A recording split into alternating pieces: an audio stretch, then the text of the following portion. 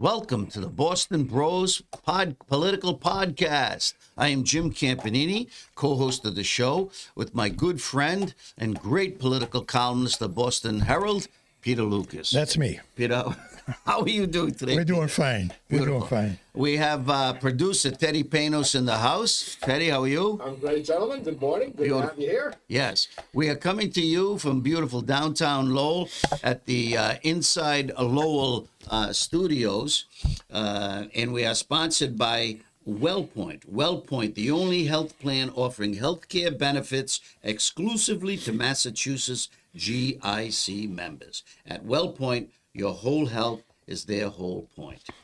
Well, Peter, a lot of people are going this week to the store, to the market for to buy their Thanksgiving goods and stuff, and I think they're finding some, prices are still high in some areas, but turkey prices seem to be holding steady, if not going down. My wife went the other day. She bought a nice turkey.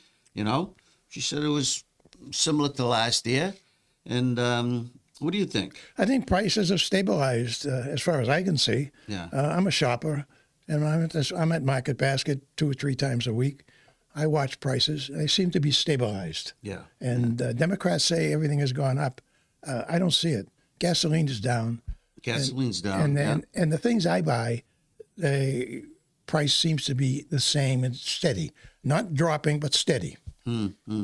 So you think Trump policies are getting a handle on the economy and stuff? I think not only that, I think prices will start to go down once everything he has put into place is functioning. Yeah. Like all these new industries and businesses he brought into the country, his tax program, et cetera. And elderly folks will be happy with a raise in Social Security and so on. So I think it's going to get better than it is now. Well, unfortunately, in Massachusetts, we buck everything that President Trump and his administration and the Republican Congress has to offer. So I don't see anything going on. We got a governor who gloated in 2022 that she killed 2 gas pipelines. Now gas prices are soaring, and she's into revisionist theory about that. Oh, now she says she didn't say it. Yeah. Oh, yeah. Maybe if she said it, caught on video, she was. Maybe she said it but didn't mean it. Oh, okay, that's possible. Okay, but first we might get back to that. But first, a big week at the White House, and really the Jim, every week at the White House has been. no, but Donald Trump invited New York City Mayor. No. The mayor asked. The mayor asked the mayor-elect Zoran Mamdani. He went to the White House, the Oval Office, met with Trump for a couple of hours. They talked, but it was, most people, I don't know if Mamdani thought that the president, you're right, would reject his request to meet with him, but Trump meets with everybody. He meets with everybody. So that shocked, first of all, a lot of people that Trump was so gracious to invite him in. And then they had a great meeting. They had a very fine meeting. And Trump said he would support Mamdani if it were the betterment of New York City. Yeah.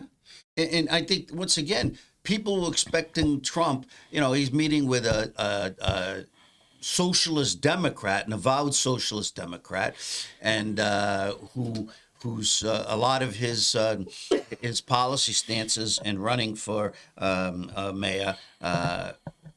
Some of them weren't even logical, but the guy, cut back the police, defund the police, and not only that, he attacked Trump during the campaign. Yeah. He called him a fascist. He called him a dictator. He said he was corrupt, and he still asked for a meeting at the White House, and to surprise of many, he got it. So what is the mayor-elect? Why did he do that? Was this just for publicity stunt? No, I think New York, like many major cities run by Democrats, is dependent on the federal government for federal aid, transportation, welfare, etc. And New York is no exception. And he needs Trump. And so why did he do it? Here's a guy allied with Bernie Sanders and that fringe crowd that really, radicalized. They'd radicalize America. They turned the grocery stores into free government-run grocery stores. I mean, they on the edge of socialism, communism. He does it as a mayor-elect, 34 years old, really doesn't know the big picture of how presidential politics works. He requests a visit, and yet we've got executives like our governor in the state and our Boston mayor, Mayor Wu, who just reject Trump. They never call for a meeting. Even our senators in this state. Yet here's the kid. Is he being wise? Is he being smart doing this? I think it was very smart to do it. This is something that Governor Healy and Michelle Wu, the mayor of Boston, should have done a long time ago. Can you picture what it would mean to Massachusetts if Governor Healy or Michelle Wu were standing beside Donald Trump at the White House and Trump was saying good things about Boston and helping the city, and instead they go around, they attack him. They put the problem is basic. They put politics above policy. It is good politics among Democrats to attack Trump, so they attack Trump. It is very bad policy to have the Trump against you, like he is now, because of how they attacked him. They've, as I said, put policy above politics, and we're paying the price for it. Yeah, and it was interesting to watch the press conference in the White House. I mean, the Trump treated Mamdani and vice versa. They're like they were old chums and stuff. Not only that, he gave the kid. I mean, he is a kid, 34 years old. He gave him credit. He said, it was like a teacher and a pupil in the classroom, and the teacher is sitting down and talking about the pupil who's standing by, behaving himself, and happy that somebody's saying good things about him. Because Trump, even during the campaign, I mean, he did say he had some harsh statements to say about Mamdani and his social. Trump's city is New York City. He makes no bones about it. He loves New York City. He said, "I want it to be great," and he basically. I mean, Trump wasn't happy with the Republican candidate running, and he wasn't happy with Cuomo, who was the independent running against Mamdani, who was a Democrat. So, I mean, it was like these Democrats, and I mean like Governor Healy and Michelle Wu, act as though Trump will be leaving the White House at the end of this year. He's got 3 more years as president, and they're going to keep this up for 3 more years? Yeah, but I mean, he said to Mamdani, he said, I remember watching the press conference, says, "Hey, well, he had some creative ideas, and we want New York to be, greater again, great." So he called me a fascist. Well, Yeah. it doesn't matter. I've been called worse than that. That's right. He said, so, and could you imagine Joe Biden doing something like that? No. With an opponent of his, inviting them. Now, let's go back to the Michigan governor, who's a Democrat, Whitmer. Yeah. Okay. Remember when she was going to lose her Air Force base? They had a base, yep. She reached out to Trump privately, had a meeting with him in the White House. What happened? He went to her state, Wisconsin. Is it Wisconsin? And I thought it was Michigan. Michigan. And okayed the approval of the base. Put a whole fire of jets in there and so on and so forth.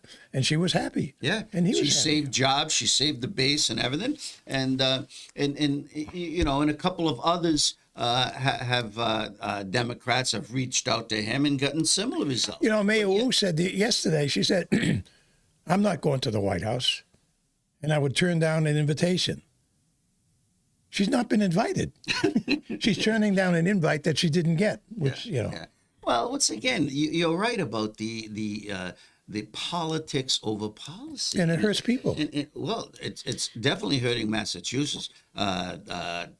They talk every day about funding drying up. The legislature is now meeting, even though they approved the supplemental budget the other day for tens of millions of dollars and stuff. So how worried can they really be? They're considering new taxes now, the wheel tax. the mileage tax now in your car. They just can't get enough revenue. And they the got a more, record-setting budget. the more they get, the more they spend. Yeah, The state is awash in money coming in from the marijuana and gambling tax, sports betting. It's awash in money, and still they want more. And I always said that when your biggest employer is government, you got a problem. But I think Massachusetts is headed that way. I mean, every community is suffering right now.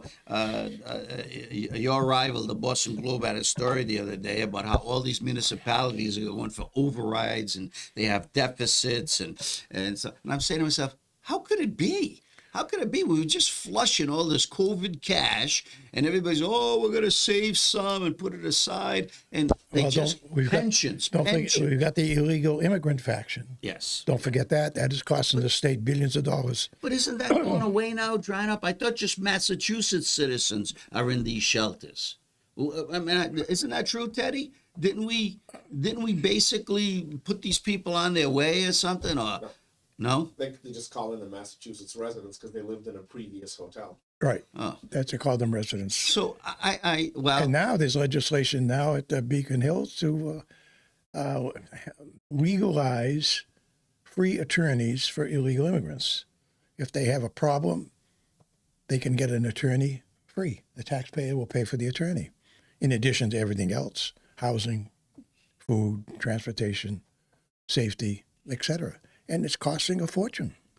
Well, we haven't even given the public defenders enough money to do their jobs properly, to defend American Massachusetts citizens. Right. Okay. But now we're going to do it. That's probably how they're going to get their pay raise, because they're going to say, "Oh well, they're getting more work now and stuff," and they'll give them more money. But it's really absurd, and I don't know. I mean, are people starting to wake up?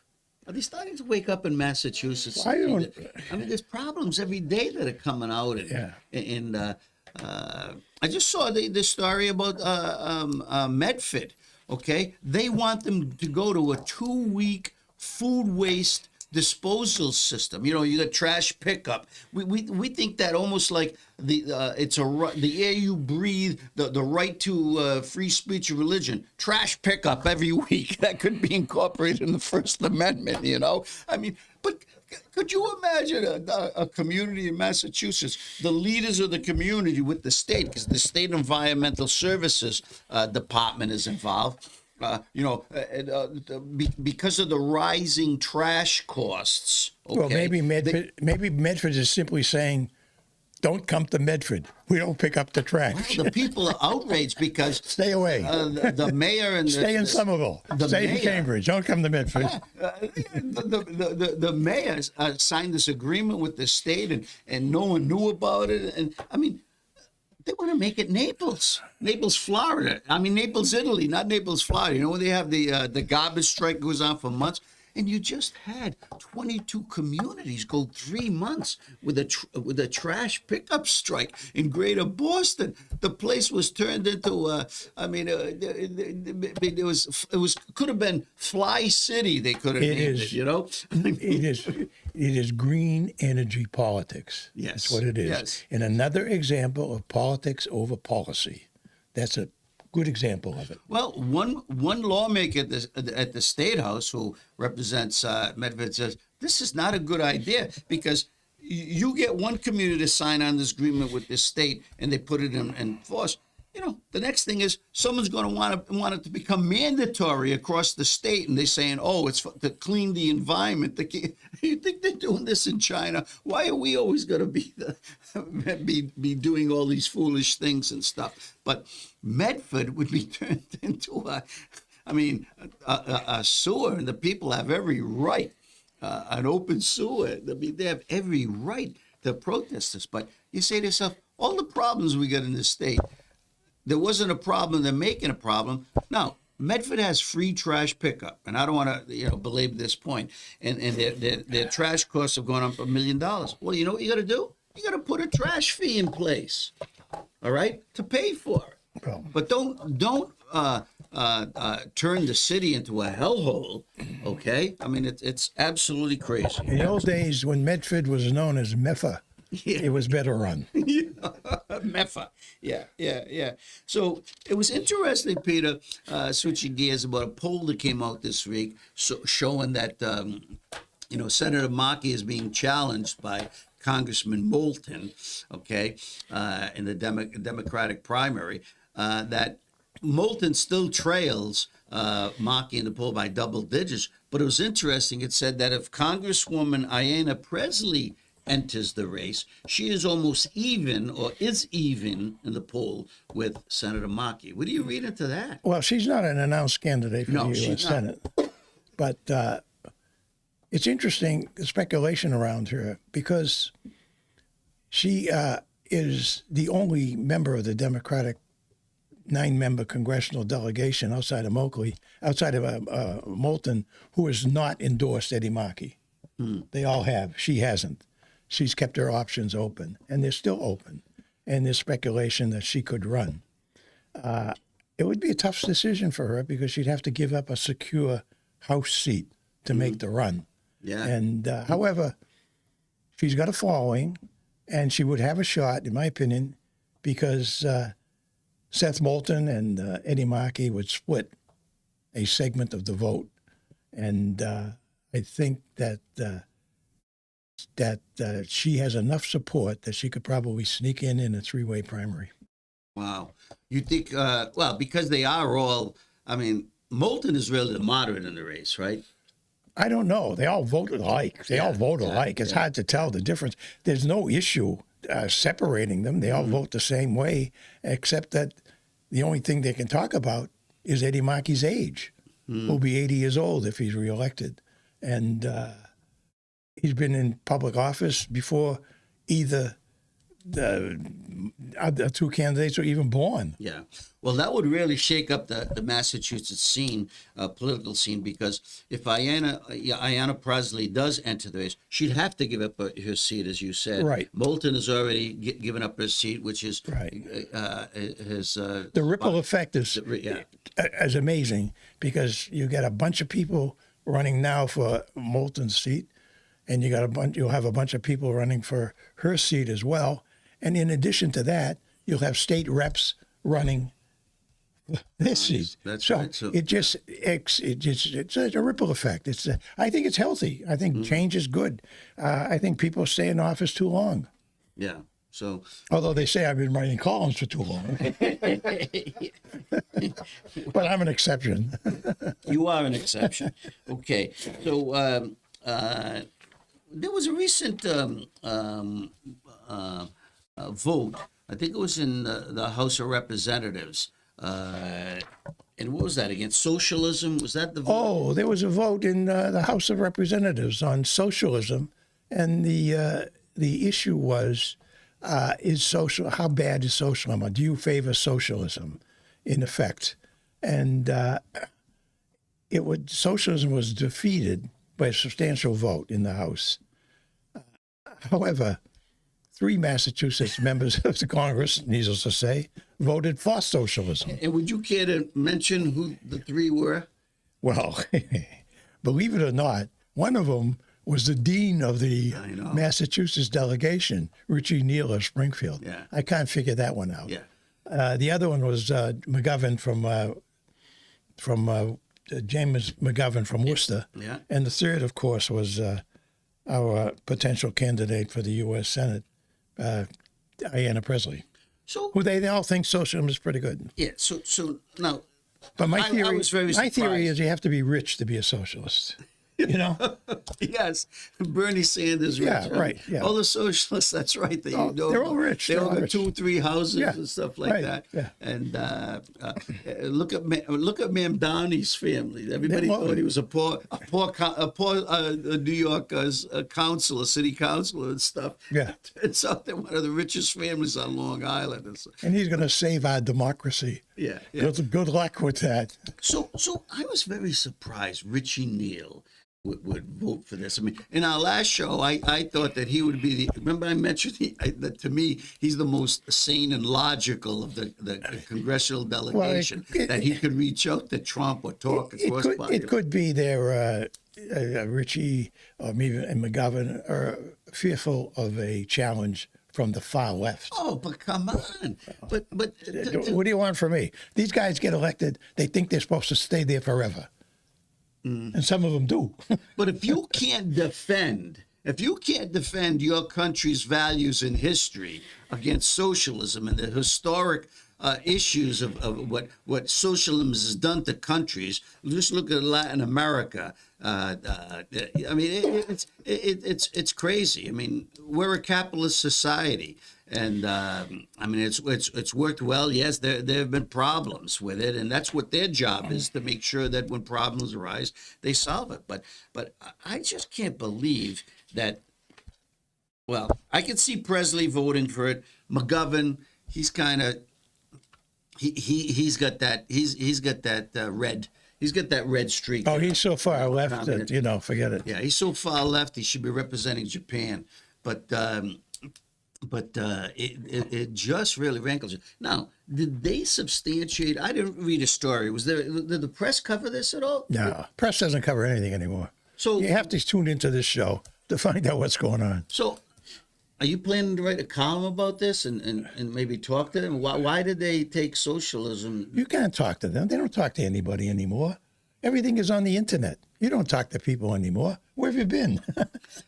This is a great story, just to hear the side why they voted this way, and the rest of even talk to the other delegation, let them defend their vote, and we should talk to the other congressmen who voted against it. Say how dare you vote against socialism? This is Massachusetts.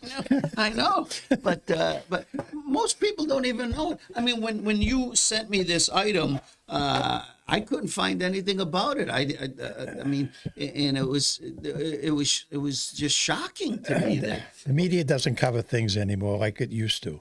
But these people should be held accountable for the way they vote in Congress. That's true. And I mean, this was a value, this was an American value. When is the last time you saw a roll call in the newspaper? They don't print them anymore. The Sun does the mass legislature. That's the true. Lowell Sun, the Beacon Hill report every week. But no congressional roll call. I never see a congressional roll call. Right. So I mean, you got to dig. Online, you got to dig to find it, and that's what I do. So I'm a digger. So once again, that was very, very disappointing. And then the other thing I didn't realize. Last week was National Transgender Kids Week. I mean, and the only way I found out is because U.S. Senator Markey was touting it on his website as a part of a fundraiser. So here he is trying to raise money off. There's so much controversy over. He would raise money from dead people if he could. But I was shocked. Here's Senator Markey highlighting the fact that it was National Transgender Kids Week. And then he says, we got to support these kids and, as they're transitioning. I mean, I thought a lot of this stuff now is coming under attack because these kids are so young. Even doctors, experts are saying, hey, they shouldn't be going through this. They should be older before they can really make up their mind. They're going through a process. Yes. Well, maybe Markey was taking advantage of the governor's appointment of a transgendered man to the Commission on the Status of Women. Yeah. And she appointed this fellow by the name of Giselle Bird, a former man, to the commission. The commission is. That studies the problems of women, and yes, women's rights. It was a commission on who knows the problems rights. better than a former man. Well, yeah. I mean, but here's the thing that gets me there. I mean, there's what 3 million women and girls in the state of Massachusetts, and the governor couldn't find someone who was had the credentials to fill that role. I mean, it is a 19 person commission. And so she actually, once again, this is what I dislike about things. When they used to be the first astronaut in space, first baseball player to hit 60 home runs. Okay, and then now we make up these firsts every day, and we just keep diminishing the value behind it and the credibility of it. So it's like, I don't think she was the first transgender, because it said Baker supposedly appointed Charlie Baker, former Governor Charlie Baker, was Republican, but no one has ever mentioned the name or who he did. They said he appointed a transgender male to. Yeah, but Giselle, maybe he did or not, but Giselle Bird is the first black transgender woman. There's another transgender man. Transgender man. Yeah. There's another first. Yeah.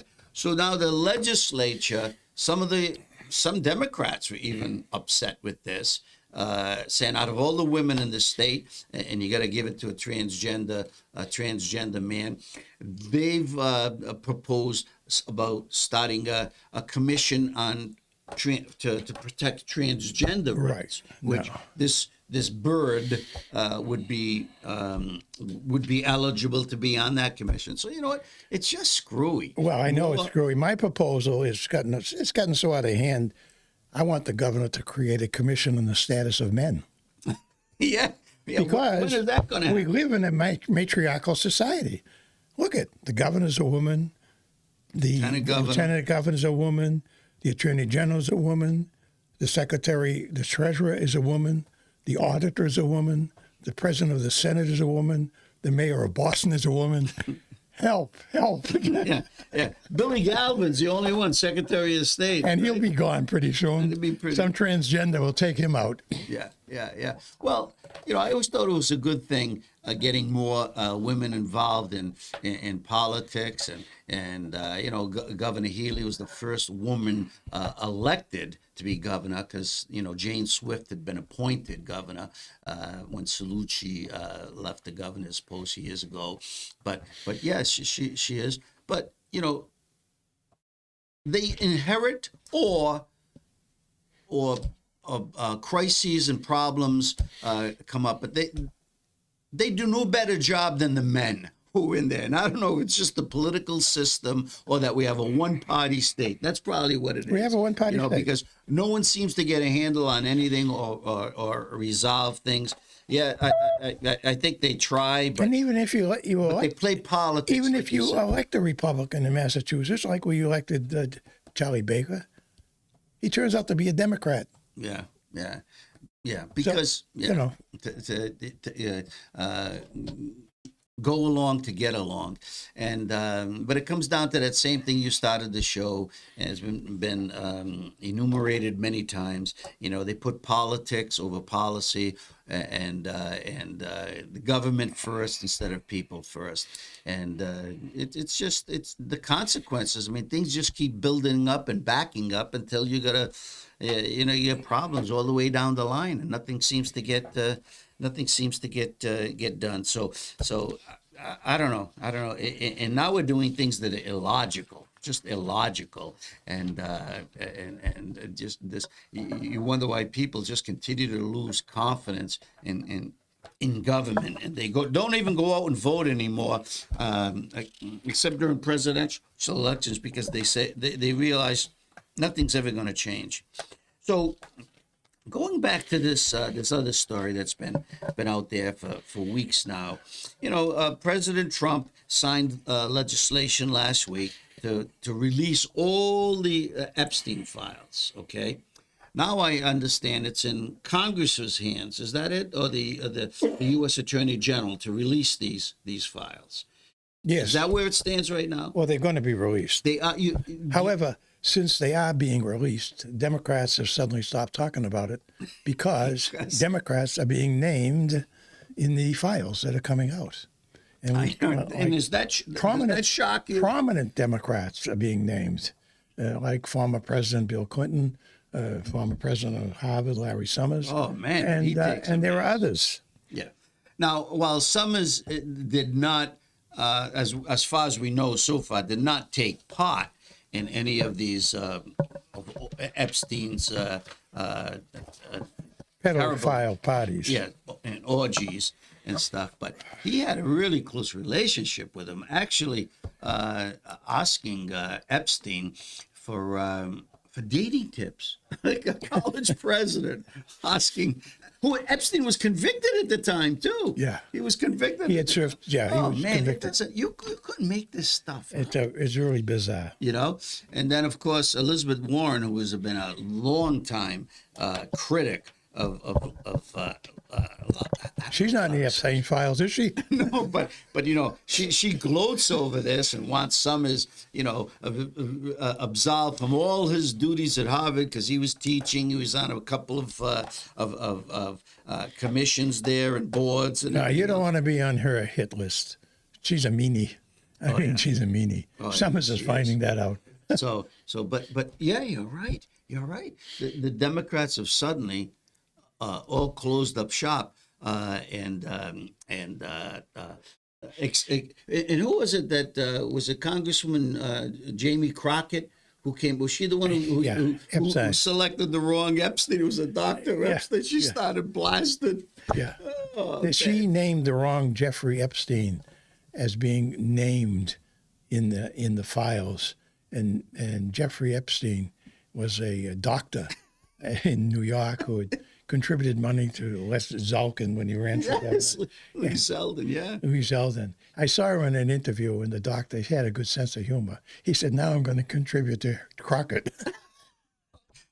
So she can have a legitimate but- Epstein in her files. But the thing there was Crockett just went off on, just went off on this poor Dr. Epstein and stuff because of the donations. Well, what was it? Epstein was already dead when the Yeah. contribution was Right. made. Her staff didn't even check the records. Didn't even check that this guy was in his 40s. Jim, Epstein. there's no, you don't have to be smart to be a politician. I mean, come on, And then when she was actually interviewed on TV, and the show that the reporter even said to her, says, "Hey, wait a minute." He says, Epstein was dead, and what are you talking about? This is a doctor, and she just, well, it's the same thing. It's like, it's like she could slander someone just like and then go on. I like it when all the Yeah. politicians, they always campaign. They're talking about accountability and transparency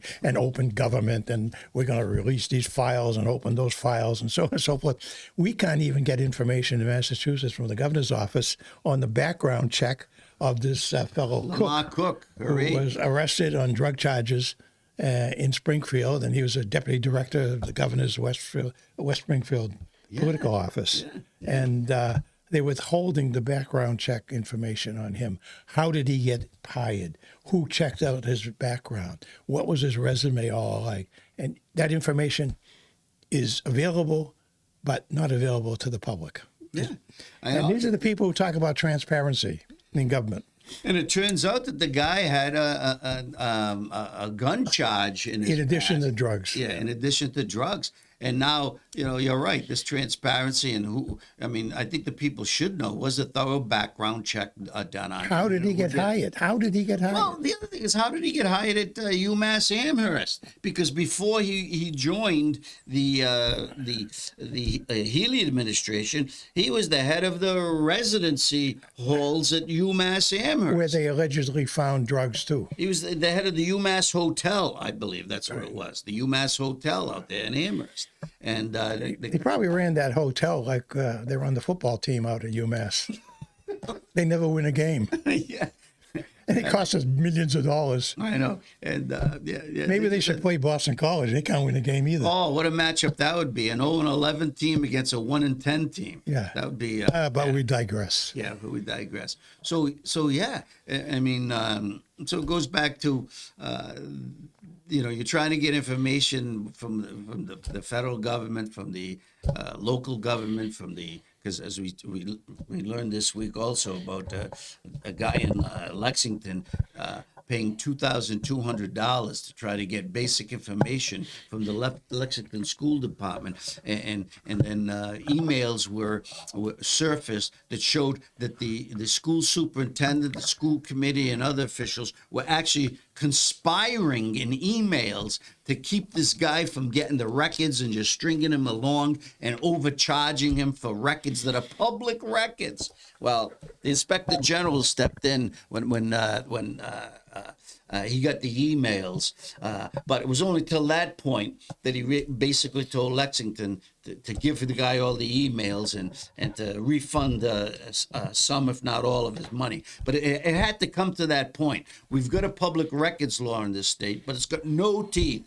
No teeth, and you got to find a scandal before you get what you rightfully deserve as a citizen of Massachusetts to get these records.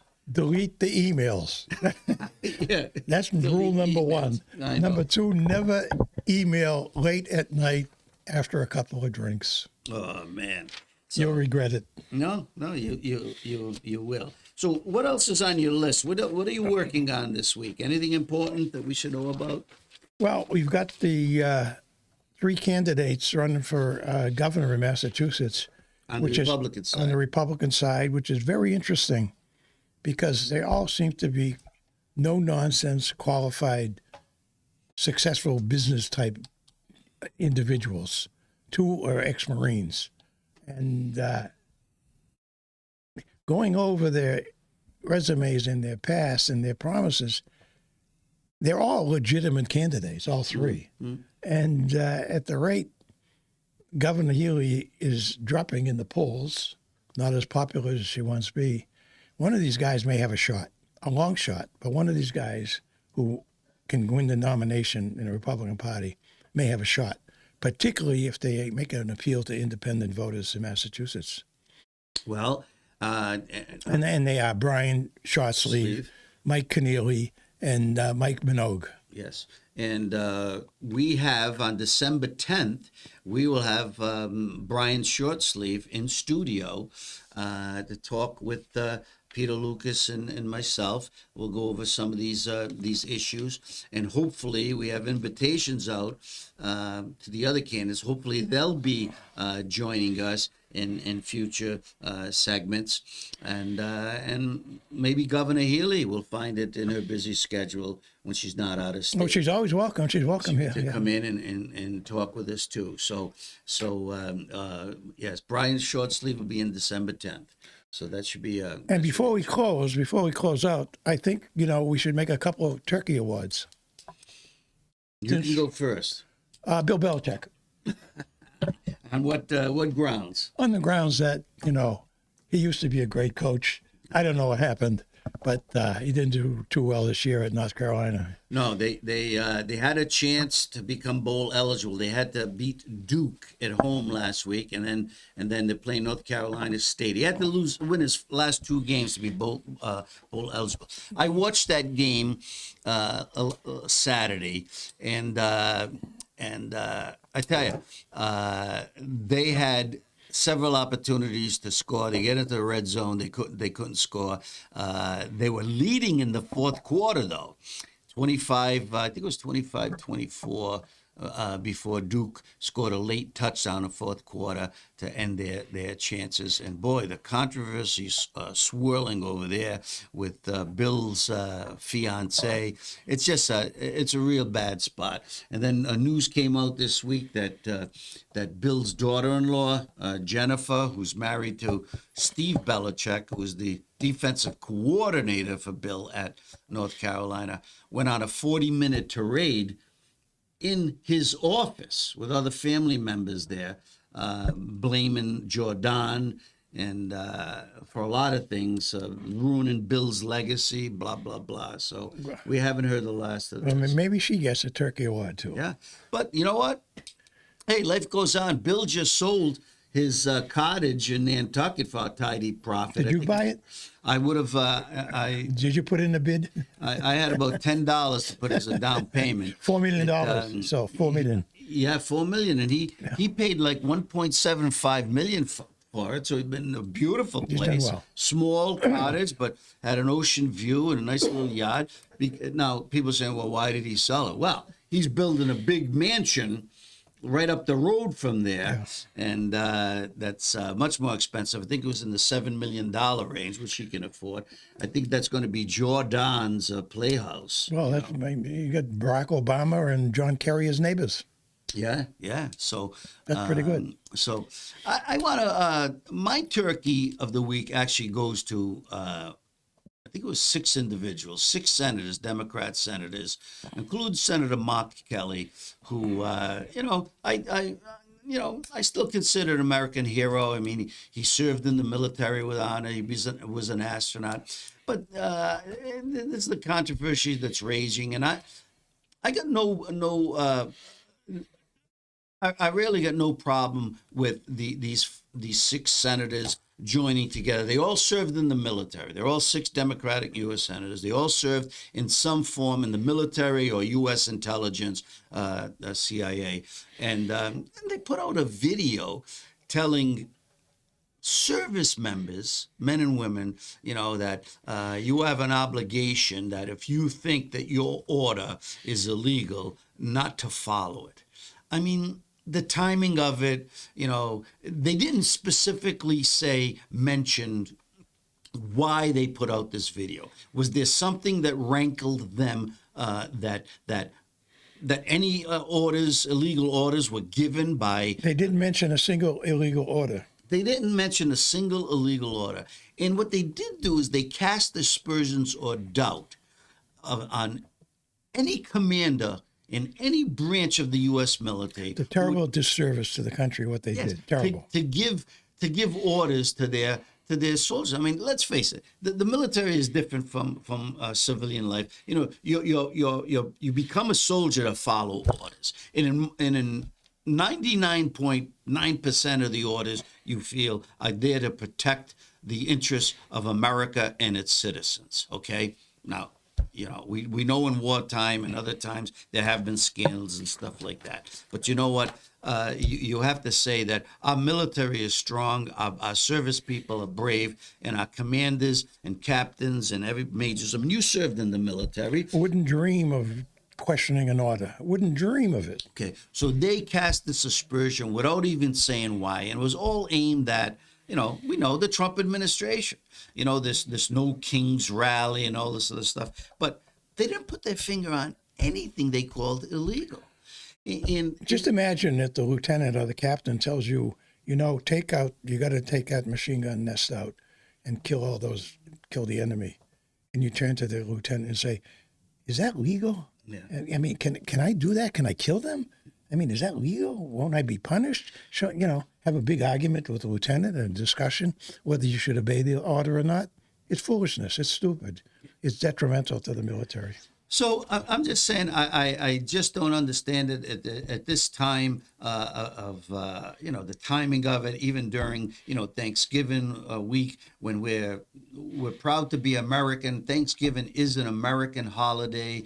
We give thanks for our abundance, and yes, we got problems, but we come together as community.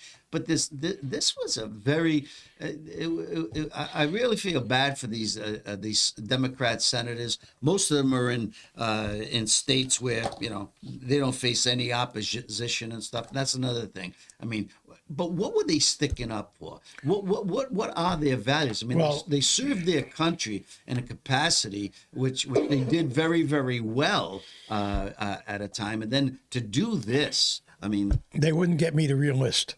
Put it that way. Yeah. So I give 6 turkeys, and to these individuals. I don't know why they did it. Some people said it was treasonous. I mean, now they're even investigating Senator Mark Kelly. Well, it was more stupid than treasonous. Yeah. Which I don't agree with that with that either. Let the people decide how they think about it. But I tell you, even if you were a Democrat, you have to look at that with. When I look at Mark Kelly and I watch that video, and I'm thinking to myself, well, if he gave me an order, I'd probably question it too. Yeah. So it was a sad day for America, I think, when you have 6 people who have served, I believe, in the past with honor and dignity. They lost all their dignity, as far as I'm concerned, and it's too bad. It's too bad. But usually, if you got a complaint in America, you specify it and you stick to your guns. I mean that's fine. But to do this and to cast aspersions and doubts in the minds of all the brave servicemen and women, and then put them at odds with their commanders, like, hey, I don't have to. Senator Mark Kelly said I don't have to do that. I mean, A disservice to the country. That's what it was. A disservice to the country. So anything else going on? That's it. That's enough. That's enough. We Okay. gotta save some for the dinner. So the turkey. yeah. So we have a show next week, right? We're gonna have a show next week. We'll see you. We'll be back in touch. But in the meantime, we want everybody out there to have a safe, happy, and Thanksgiving. Right, Peter? I agree. We're 100% for that. We're on the same page. Absolutely. All right. Take care.